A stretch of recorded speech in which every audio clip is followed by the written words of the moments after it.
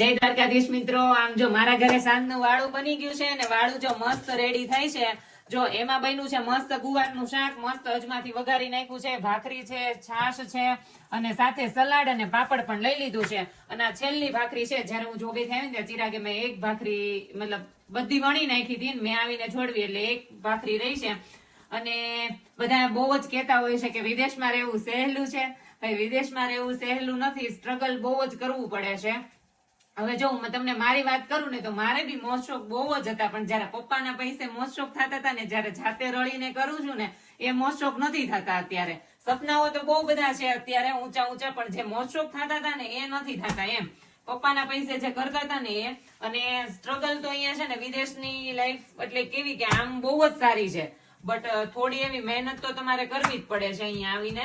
કેમ કે અત્યારે મારી વાત કરું તો સવારે 4:30 ઉઠવું પડે છે.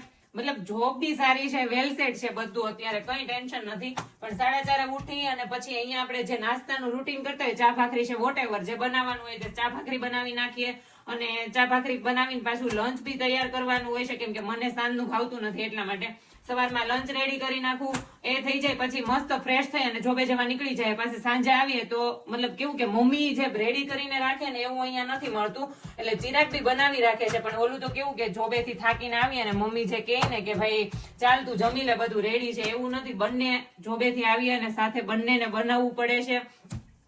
પછી કેવું કે થોડું ઘણું કામ બાકી હોય એ બધું કરીએ અને પાછું સવાર માટે જે બધું રેડી કરીને મૂકવાનું એ રેડી કરી નાખીએ. એટલે બધા બહુ જ કહેતા હોય વિદેશની લાઈફ સહેલી છે. નહીં, સહેલી નથી, પણ આ તો કેવું છે કે કંઈક મેળવવા માટે કંઈક ગુમાવવું પડે છે, એના જેવું છે. ફેમિલી મૂકીને આવ્યા છીએ, બટ ફેમિલી માટે કંઈક તો કરવું જ પડે ને, એને મૂકીને આવ્યા છે. એટલે તો ભાઈ જે કહેતા હોય કે વિદેશની લાઈફ બહુ સહેલી છે, તો ભાઈ એવું નથી. તમે એકવાર આવો અને એનું સ્ટ્રગલ જોવો. જે પણ કહેતા હોય એ લોકો માટે છે. અને કેવું કે જેટલું વિચારીએ ને એટલું વિદેશની લાઈફમાં સહેલું નથી. કેવું કે ભાઈ આપણે ન્યા હોઈએ ને તો આપડા જે મમ્મી પપ્પાની હતા, પેલા દાદા દાદીની હતા ને, બીજાના ગામમાં છે ને થોડું કામ કરવા માટે જતા હતા, તો એ લોકો માટે બી સહેલું નહોતું. એને પણ કેટલી મહેનત કરી હશે. ને અહીંયા છે ને મહેનત વગર કઈ મળે એમ નથી. અને જો મહેનત છે ને તો જ બધું છે, એવું મારું માનવું છે. બટ જે કહેતા હતા ને તો એવું નથી, વિદેશની લાઈફ સહેલી નથી. ફેમિલી વગર જીવવું થોડુંક અઘરું છે. તો આવું છે વિદેશની લાઈફમાં કે ભાઈ રૂટીન આવું ચાલ્યા કરે છે. બધું વેલસેટ હોવા છતાં પણ મોજ શોખ નથી થઈ શકતા. વીકેન્ડમાં બધું બીજું કામ રહે છે એટલા માટે. તો આવું છે અમારું કંઈક. અને વાળું અમારું રેડી થઈ ગયું છે, તો અમે જમી લઈએ. અને વિડીયો ગમ્યો હોય તો લાઈક કરજો, શેર કરજો અને કોમેન્ટ કરવાનું ભૂલતા નહીં. મળીએ નેક્સ્ટ વિડીયોમાં. જય દ્વારકાધીશ.